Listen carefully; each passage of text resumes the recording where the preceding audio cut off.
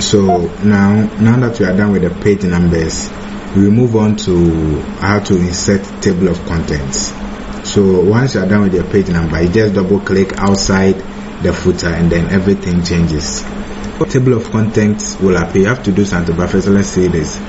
So you go to references. For table of contents, references, go to table of contents and then you choose automatic table. I like this version better. You can choose manual if you want to insert it manually, but then for everything to be simpler for you, just, you see, when I don't have the necessary distance, so you just click OK. See, so it says no table of contents found. So what the places you want to appear in the table of contents, you select them and then you go to styles, that's here, and then you click on heading 1. Each heading has its different layers. So heading 1 is the main one for chapter 1, and then I want maybe 1.0, that's the background to the study, to excuse me, be another subheading. So I just go to heading 2. That way in the table of contents, heading 1 will, heading 2 appear under, you see, so it says chapter 1, heading 1 appears as a sub chapter of chapter 1. That's how you do it. So you just look for the ones you want to appear and then you just select them. Okay, so chapter 1, I think that's all for here. Also as another subheading of chapter 1, you can press the control and then be selecting them so that you'll be doing it one by one. So your finger should be on the control while you select. When you scroll with the mouse, take your finger off.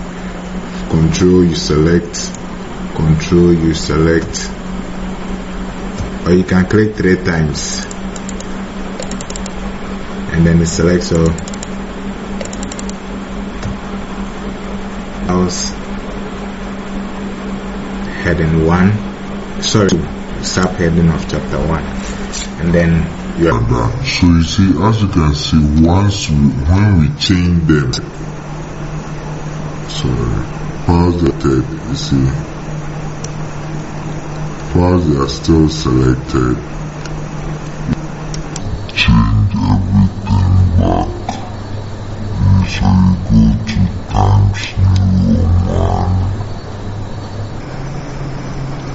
and then 12. That's for my work, I'll be using 12. And then this is the color. If yours is red, just click here and then choose automatic. It will change the color.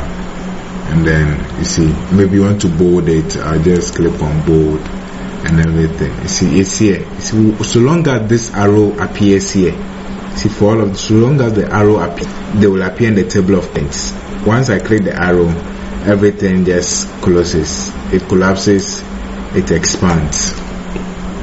That's that. If when you click on that, you click update table, update entire table, and then voila, there you have it. Your table of contents is done. So you can apply this to the whole of the document. Thank you.